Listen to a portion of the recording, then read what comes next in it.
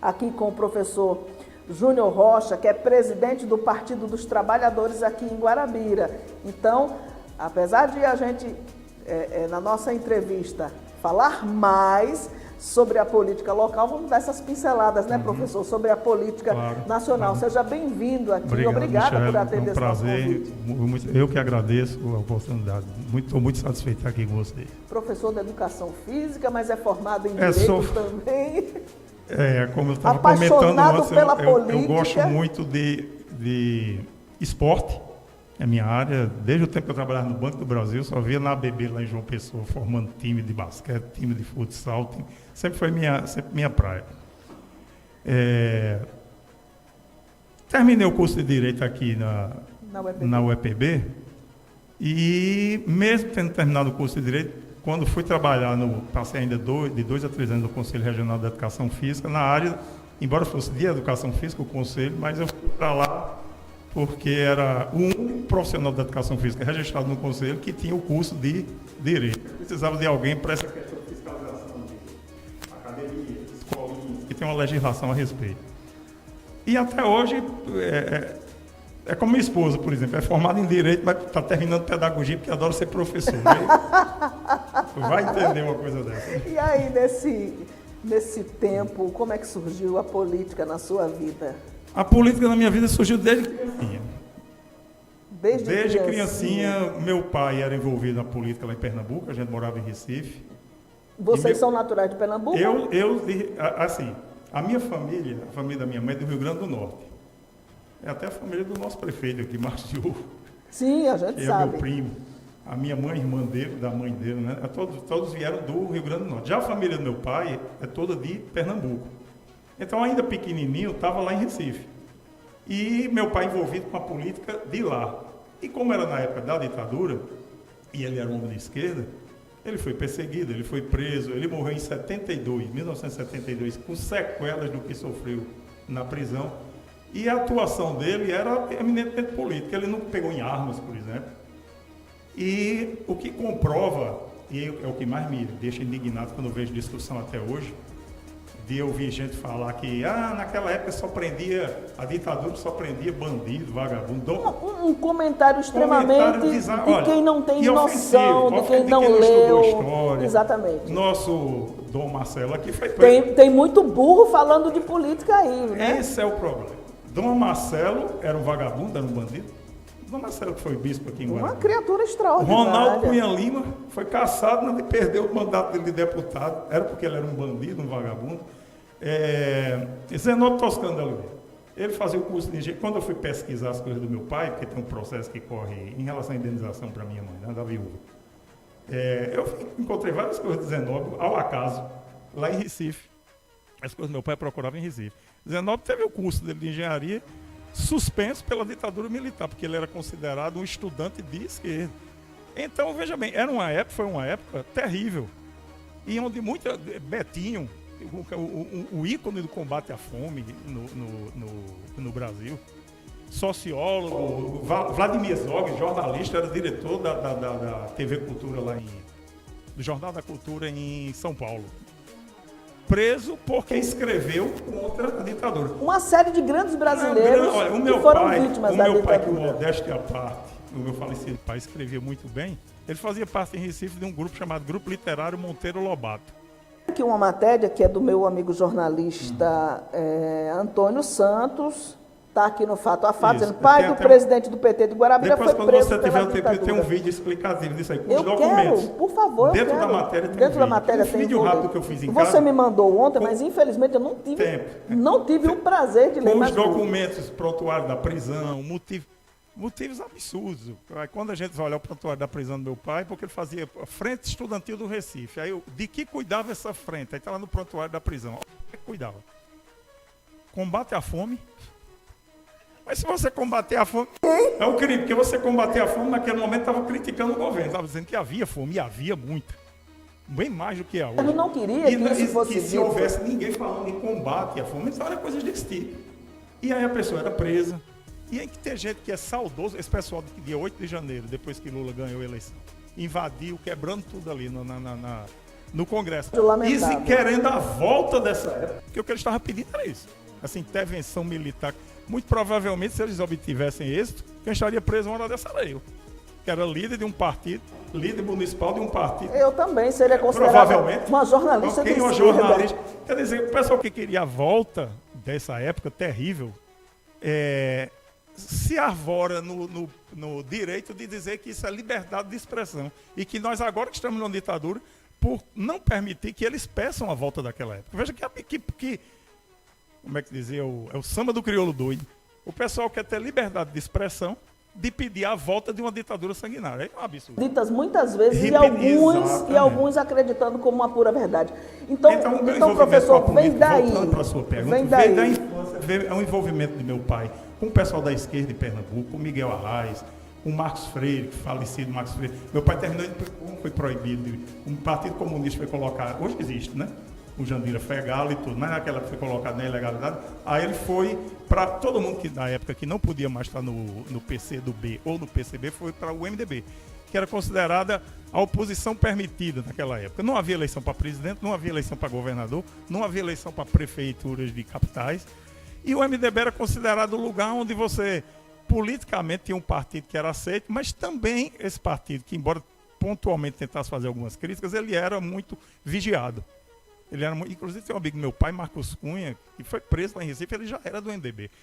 Então era uma época terrível e que eu era criança, estava brincando na calçada lá em Recife e me lembro de vizinha da minha mãe, tirando os meninos de perto de mim. Não converse com esse, não brinca com esse menino que ele é filho de comunista. Então já tinha até aquela segregação. Então não tinha como... Eu não me envolvi partidariamente durante muito tempo. Apenas votava, quando eu votei em Lula, sempre votei em Lula.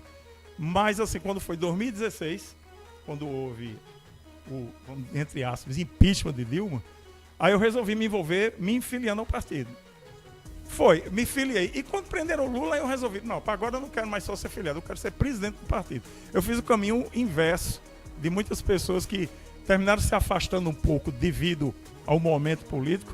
O momento político, pelo contrário, ele me atrai. O momento político desfavorável para a esquerda. Bolsonaro, você chegou a sentir medo de ser de esquerda, de ser lulista, de ser do Partido dos Trabalhadores? Quando Bolsonaro venceu a eleição, eu fiquei muito revoltado.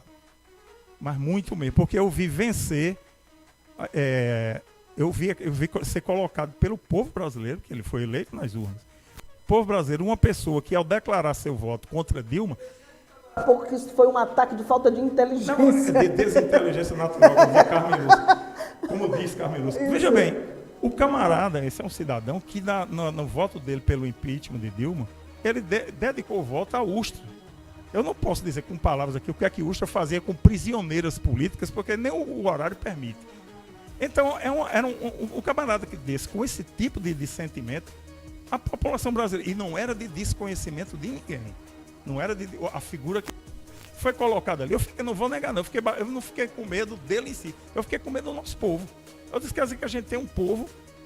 E outra, eu fiquei mais chocado ainda quando ele teve uma votação grande que ele teve agora, embora perdeu, de quase 300 mil pessoas, a OMS, a Organização Mundial de Saúde, dizendo que no Brasil morreram 700 mil pessoas, mas se o governo tivesse tratado com seriedade, não tivesse sido negacionista, 300 mil dessas, eu perdi tio, perdi amiga, companheira antiga do PT aqui em Guarabira, a irmã Naíse. Não, exatamente. Né? Por conta de casos emblemáticos. E várias pessoas que podiam ser salvas se o assunto tivesse sido levado a sério. Então, quando eu vi uma pessoa dessa, que causou a morte ele não tem culpa da pandemia existir, mas ele tem culpa de quase a metade dos mortos no Brasil ter surgido em cima de uma política dele. E como é que você... Quase metade dos eleitorados que votou em 2022 votar a favor de uma pessoa dessa, com que é que eu estou lidando? Essa pessoa que eu estou conversando com ela, o que é que ela pensa? E o que causou esse efeito bolsonarismo dentro das pessoas? Já parou para pensar nisso? O lavajatismo. É como diz Reinaldo Azevedo. Reinaldo Azevedo sempre diz no horário do programa dele, o É da Coisa, de 6 às 7, que é derivação do lavajatismo. Aquela situação em que, aí é onde entra a culpa da grande mídia, eu até brinco com a minha cunhada, ela trabalha na CBN, ela não é bolsonarista, passa longe de ser, Carla Visano. Aí quando a gente se encontra, eu estou na casa do meu irmão, encontro com ela, então quando ela vem visitar a mamãe aqui, aí ela às vezes fala, o PT é meia-culpa, aquela história, né, do meia-culpa do PT. Aí eu olho para ela e fazia o meia-culpa da grande mídia, de ter endeusado pessoas como Moro, como Dallagnol, que endeusou essas pessoas, e essas pessoas foi que deram origem ao bolsonarismo. Foram essas pessoas que deram origem ao bolsonarismo. Então, mas hoje, a gente está numa situação, Michele, que aí, ó, eu discordo de Ciro Gomes de muita coisa, mas vou concordar com a dele agora. Ciro Gomes disse, mas a gente chegou a um momento que não dá mais para ninguém dar onde ir enganado. Todo mundo sabe o que é Bolsonaro. Todo mundo sabe. Se você continua seguindo e admirando uma pessoa dessa, você está assinando um atestado de que tipo de caráter você tem. É um camarada que... Você já viu em alguma campanha, você imagine, Guarabira, Lagoinha, Araçaí, na nossa área aqui, um candidato a prefeito, uma política municipal, subir num palanque, pegar uma estrutura dessa, como você tem aqui, um tripé, simular que isso é um fuzil e começar a dizer, vamos fuzilar os adversários. Quando isso não era correto, isso é né? imaginável. E passou, entre aspas, passou ser por um Bolsonaro fez isso no Acre, num palanque, durante a campanha para presidente, dizendo, vamos fuzilar a petralhada. Quer dizer, um camarada que estimula a violência o tempo todo, estimula o ódio o tempo todo. Os seguidores dele é onde eu volto. É quando os deputados que ele consegue eleger estão tanto no Senado como na Câmara hoje em dia, unicamente para praticar esse tipo de política, e quando causa indignação em alguém que causa aquele bate-boca todo, aí vem o que diz Reinaldo, que agora eu virei fã de Reinaldo. Reinaldo diz, é o extremo centrismo. Na ânsia de todo mundo parecer que é de centro, aí diz, eu não... nivela, sai nivelando, quando na verdade, Luiz Erundina não dá para nivelar com o bolsonarista daquele. E ela terminou na UTI indignada com as ofensas, com os impropérios, com as absurdas. Episódio, porque aqui a primeira hora do nosso programa, a gente reserva especificamente para tratar da política nacional e a gente retrata aqui todo esse cenário. Você é maior, eu costumo ver. Eu vou lhe chamar em outra ocasião para a gente falar mais sobre política nacional. Você transcende a política municipal. Claro. Mas até por questão de conhecimento mesmo. Você está... não é fazendo aquela missa de corpo presente, não é nada. Eu lhe conheci hoje. Eu não tenho, nem lhe conhecia antes pessoalmente. Mas dá para perceber. Em comum, professor Bellarmino. Mas dá para perceber na sua cobertura, nas abordagens que você faz, que realmente você está acima da média local. Me desculpem os outros comunicadores, mas porque eu vejo. Olha, eu não vou citar nomes, eu não vou nem dizer nome de rádio, nem nome de radialista. Mas eu já vi essas fake news toscas que vê circular em WhatsApp ser divulgada como notícia em rádio de uma beira. Olha, é um descompromisso você receber uma notícia que você nem olhar uma agência de checagem, tem várias. Aquelas... Tem vários grupos no Telegram que faz esse tipo de checagem. É muito fácil. Lula esteve em Recife, na Rádio Clube, e deu uma entrevista sobre, ainda na campanha. O radialista lá perguntou a Lula sobre violência urbana, muito roubo de celular. Ele nessa campanha agora de 2022. Aí Lula estava se referindo. Aí Lula chega e fala que havia muito a juventude sem rumo, e começou a falar nisso. E aí, mais para frente, quando o assunto já era futebol, violência no futebol, Lula vai e diz, tem que acabar com essa violência no futebol, e citou 2 times de Recife. O torcedor do Sport e do Santa Cruz, depois da partida, pode sentar para tomar uma cervejinha, tirar a metade da entrevista, colar a parte inicial de roubo de celular, emendar com a parte da cervejinha, Quando se traz matéria de política, e a gente percebe isso no nosso Instagram, nós somos atacados diariamente, né? Eu imagino, eu PT admiro a sua coragem. PT mídia, você perde anunciantes com isso. Você perde anunciantes com isso. Estamos aqui até hoje, né? Estamos aqui até hoje. Funciona. Eu sei como é o empresariado e qual é a linha do nosso... Eu vi umas ofensas em relação a você no vídeo que você fez ainda na campanha de 2018. E ali eu via claramente, ali para mim eu estava um exemplo. A pena que eu printei, mudei de celular e perdi. Os comentários que eram feitos sobre você, por causa daquele vídeo, criticando a hipocrisia do tal cidadão de bem. Não sei se você lembra desse vídeo que você fez. Os comentários, eu vi depois olhando no Facebook, eu acho que estava no Facebook, pessoas que nem eram daqui do Guarabira, pessoas do Sul. Sim. E aí ali só provava que o que eu vivo dizendo.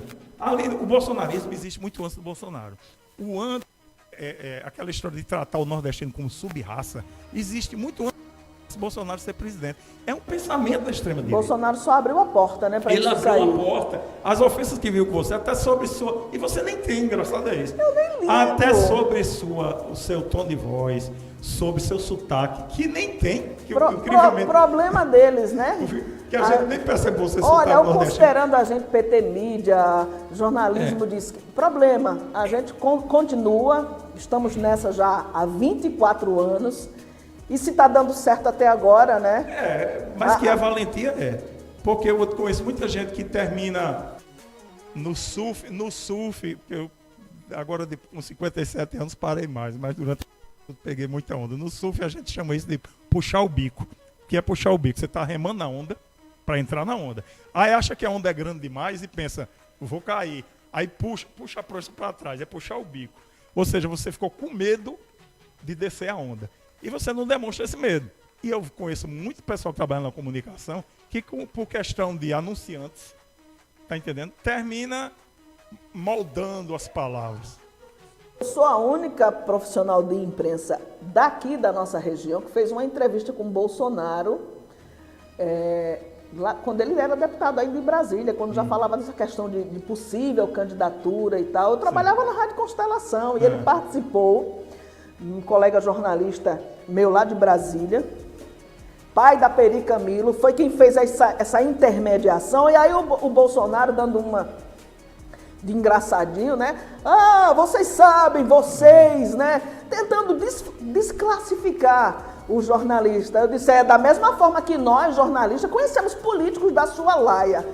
Essa sou eu, né? Não vou deixar, vou deixar de ser. Não tem como mudar a nossa essência. Como eu digo, você vai chegar na política municipal, vai chegar na política municipal, eu já tive conversa, já é de domínio público que o PT está na coligação com Ranieri, já porque ele foi o que se apresentou como candidato, quem se apresentou como candidato foi ele.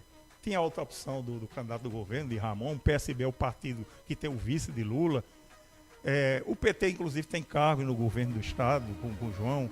Então não seria nenhum absurdo com o Ramon. E até se o governador escolhesse Ramon, o PT manteria essa coligação. Agora o senhor falou aqui no início da entrevista que é parente do prefeito Marcos Diogo, e a gente tem esse conhecimento. Por que não politicamente está ligado ao grupo dele? Porque o grupo dele tem muito bolsonarista dentro.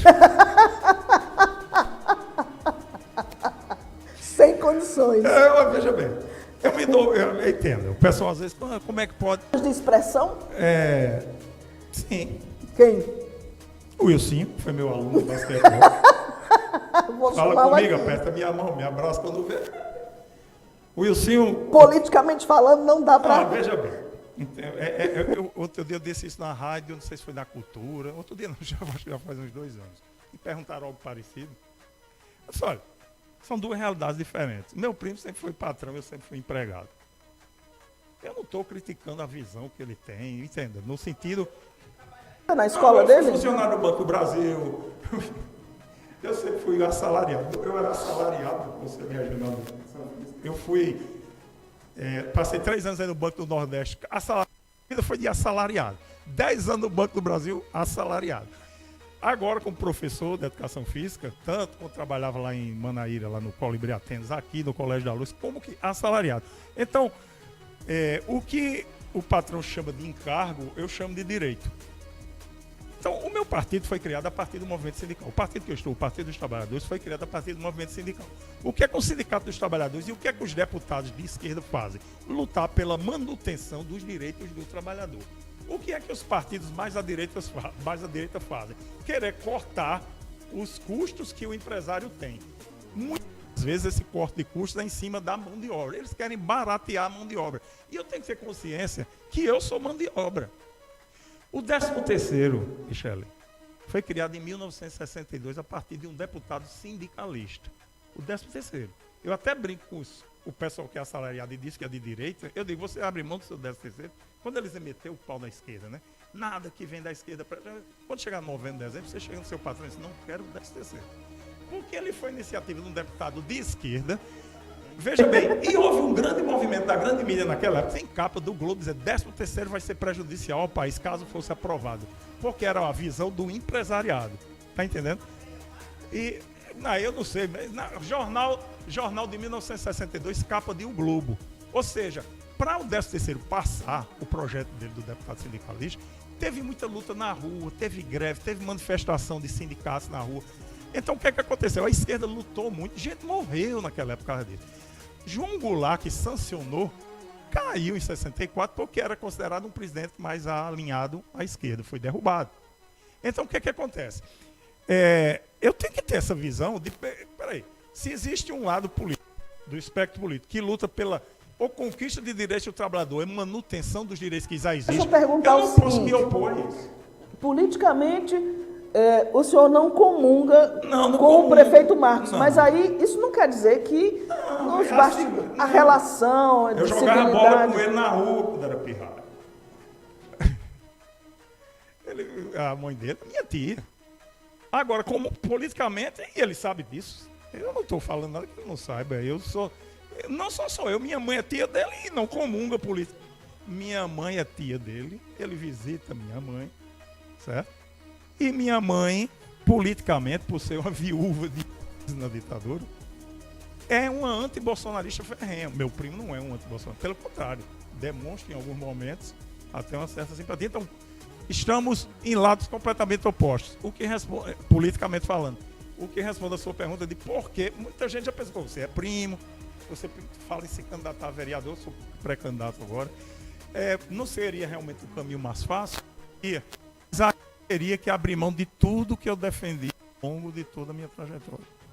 5 minutos, infelizmente, é o nosso tempo. Estou com 5 minutos para que o senhor possa falar no rumo do Partido dos Trabalhadores aqui em Guarabira, né? Especificamente da política local. Isso.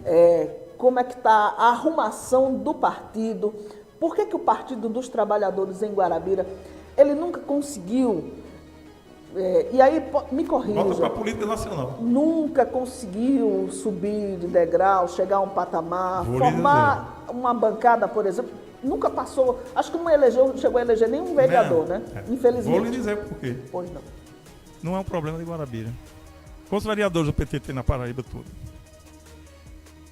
O PT faz muitos vereadores e faz prefeitos em cidades grandes, onde o político que tem dinheiro não consegue cobrir rua a rua, onde há indústrias e há movimento sindical, onde, infelizmente, a gente mora numa cidade, e é uma cidade que não é um caso isolado, que ela serve de modelo para várias outras cidades do interior, onde as pessoas são muito dependentes dos caciques políticos locais, que normalmente são pessoas de dinheiro. Candidato do PT a vereador, você imagina que quando aparece alguém com algum conforto financeiro, vamos dizer, não é rico. Fui candidata e tem que ter dinheiro. Tem que ter dinheiro. Michele, eu já recebi muitos outros convites depois disso. Eu falei, para me eleger. Eu não estou dizendo que só quem ganha é quem compra, não. Mas para me eleger, tendo que tirar o pouco que a gente ganha, não dá. A primeira vez que eu me candidatei, eu tive 84 votos. E eu disse, eu agradeço a cada um desses 84, que eu não comprei nenhum voto. Então, veja bem, qual é a dificuldade? Você fala, o PT tinha presidente da República, sim, o presidente da República é uma coisa. Mas, no tipo, enquanto um candidato de esquerda, que normalmente é um assalariado como eu, no máximo um bancário, professor é um bancário e tal, que tem verba para uma grande campanha, ele entra numa casa, coisa de 1 hora, explicando que não se deve vender o voto, explicando a importância de votar em candidatos atrelados à causa dos trabalhadores. E em 1 hora que você passar ali, eu não vou nem chegar no final, já eu chego. Em 1 hora, o outro candidato com dinheiro, em uma casa que você passou 1 hora, ele já passou umas 10 casas na mesma rua, entrando e perguntando, tá precisando de que aí? Tá precisando de que aí? E nessa casa onde o candidato disse que ele passou 1 hora, no final, alguém vai, depois de ouvir, vai dizer, olha, mas eu estou precisando construir um banheiro aqui no meu quintal e tal. Isso responde porque a dificuldade de... Alguém fala, não, mas é porque Eduardo Suplicy em São Paulo consegue... Cidade enorme, onde quem tem dinheiro não consegue fazer a cidade toda, e onde há indústrias. Está entendendo? Normalmente onde há indústrias, onde tem a... A tendência é menor do eleitor? É porque há um movimento sindical. Aqui em Guarabira, que é uma cidade pouco industrializada, a maioria das pessoas, quando tem algum cargo, é cargo de prefeitura, cargo do Estado, aqueles empregos atrelados a alguma vontade política do poder já estabelecido, e pessoas que estão tentando ocupar esses cargos. Está entendendo? E pessoas muito humildes que eu não estou condenando. Só cada um sabe onde o calo aperta. Pessoas que estão ali numa situação de miséria absoluta, de que estão precisando desesperadamente de um socorro. E aí é onde esse discurso do extremo centrismo, como diz Reinaldo, e de que política é tudo farinha do mesmo saco, quando não é só ver como se dão as votações na Câmara em relação a fake news, em relação de direito do trabalhador, em relação às pautas ambientais. É só dar uma olhada para você ver como é diferente. Então não é política, é tudo farinha do mesmo saco. Mas esse discurso do é farinha do mesmo saco é perfeito para o político com dinheiro. É perfeito porque o político do mesmo saco, ele vai vender o voto. É um estímulo à venda de voto esse discurso do político é tudo farinha do mesmo saco. O político com dinheiro adora esse discurso. Facilita a vida dele demais. E políticos com dinheiro tendem a ser candidatos da direita. Por isso, com dinheiro mesmo, com grana, eles vão ser da direita porque eles querem manter. O nome conservadorismo passa muito em manter as coisas como estão. Eu em cima, você embaixo. Conservadorismo já está dizendo. Eu vou conservar as coisas. Agora, eu me pergunto o seguinte, mesmo vendo, observando esse cenário, eu compartilho aí dessa sua ideia, dessa sua análise. Por que ser candidato, então? Eu brinco com a minha esposa dizendo, eu quero ver de novo pessoas em Guarabira, quantas existem, que dá para aferir. Não vendem seu voto. Eu não estou dizendo que só quem votou em mim é que não vendeu o voto, ele pode ter votado em outras pessoas, mas já dá para ter uma ideia. Uma pessoa que votou no professor Belarmino, por exemplo, como votou nele para prefeito, ele está entendendo? Quantos não vendem seu voto e quantos estão identificados com as causas sociais. Já dá para ter uma ideia. E se eu não venço, eu adoro. Tem um escritor paraibano excelente, Castro Pinto, ele mora lá em João Pessoa. Ele é membro da Academia Paraibana de Letras e tal. E quando eu fui candidato da outra vez e não venci, né? Ele botou a foto dele na biblioteca dele e o textinho, um mini texto que era: quando um candidato como o professor Júnior não se elege em Guarabira, não é ele que perde, quem perde é a cidade. Eu fiquei orgulhoso disso. Eu até perguntei a ele, eu posso colocar no ele, coloque, e eu vou colocar de novo, caso eu não vença de novo. Porque aquilo me dá um orgulho tremendo de saber que uma pessoa com o nível cultural que ele tem, consegue ter esse alcance. Então, é aquela história, a gente coloca o nome à disposição. For fazer campanha, não é com dinheiro, como você também não, caso fosse candidato, não faz. Porque não há dinheiro para fazer campanha. E o que é que a gente vai colocar? Nossas ideias. A gente tem no final, dá para aferir quantas pessoas estão partilhando das nossas ideias. Dá para ter fazer um balanço. Eu tenho muita gente que concorda comigo, que me curte, que compartilha, que quando me vê na rua aperta a mão e diz concordo com cada palavra que você diz e tal. É bem mais do que o resultado eleitoral, quando eu vejo, quando eu faço o balanço. É bem mais. Mas eu também não sou daquele que vota e saber quem vota onde, não. Eu até me surpreendi, vou dar um exemplo. Eu pensava que eu ia ter mais voto no Bairro Novo, por exemplo. E eu no Bairro Novo que no Nordeste. Você explica e eu que vivo dando entrevista na Rádio Nordeste, eles vivem me chamando lá. Aí no Bairro Novo, aquele pessoal, eu pensei, quando eu vi o resultado lá, em termos de eu tive mais voto no Bairro Novo do que no Nordeste. Eu fiquei meio sem entender o porquê. Eu fiquei até curioso saber quem foram essas pessoas do Bairro Novo que votaram em mim. Aí a explicação é essa: não há dinheiro. Um candidato, não basta ser o candidato do presidente. Lula se elege presidente da República e não consegue deputados em maioria, nem senadores, imagine vereador em cidade pequena. Porque o pessoal vota. Quantas pessoas não votaram em Lula em Guarabira, mas não votaram, como eu votei, em deputado federal que fosse apoiar Lula incondicionalmente? Chapa fechada. Exatamente. Aí o que é que acontece? No Lula 1, no Lula 2, no Dilma 1, no Dilma 2 e no Lula 3 agora, em nenhum momento o governo teve maioria ideológica no Câmara. Não, ele tem que estar sempre, aquela história do governo de coalizão. E nesse governo de coalizão, eles estão sempre querendo, ministério, é tudo. É tudo. Aí desagrada. Quer escrever, o governo de Lula, a esquerda está prestigiando político mais à direita. Mas Lula não tem opção. Como é que ele vai, a Haddad vai conseguir aprovar, fazendo tudo isso já uma novela para coisa? Muito complicado. Professor, o PT estadual, nacional, já chancelou essa aliança aqui de Guarabira, do PT de Guarabira com a gente só precisa dar uma a possível pré-candidatura de Ranieri? Já. Dia 25 de maio, houve a reunião do diretório. Ranieri aparece em foto com Lula.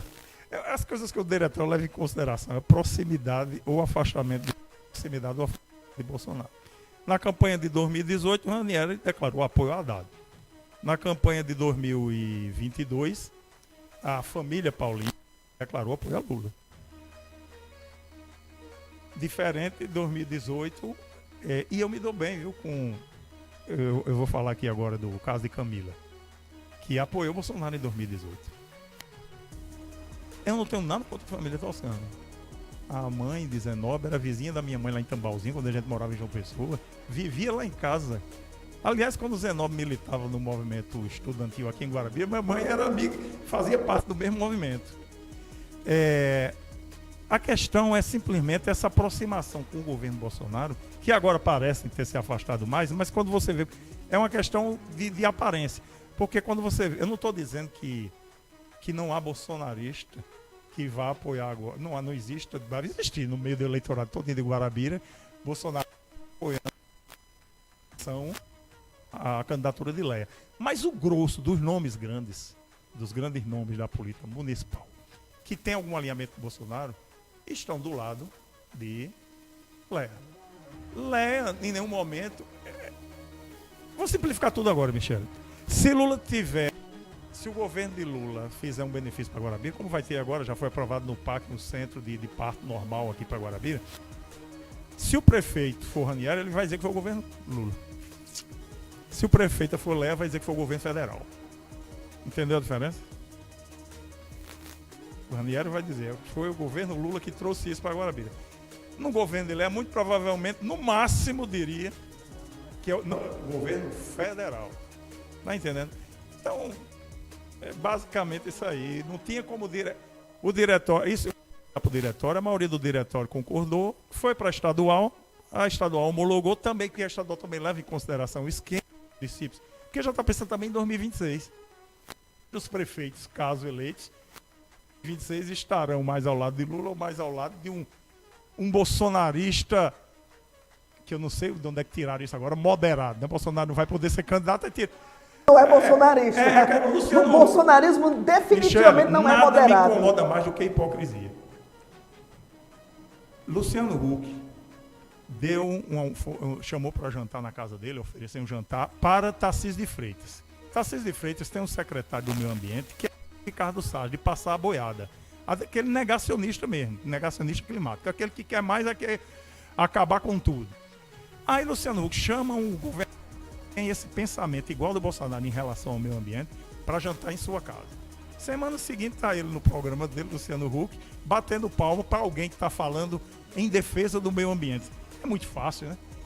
Você na televisão bate palma para quem defende o meio ambiente. Na sua vida pessoal, você fornece banquete, você chama para banquete aqueles políticos. Bacana, né? Como rico, ele é aceito de todos os lados, Exato. Né? Hoje tira foto com você pela manhã, à tarde tira foto com o outro.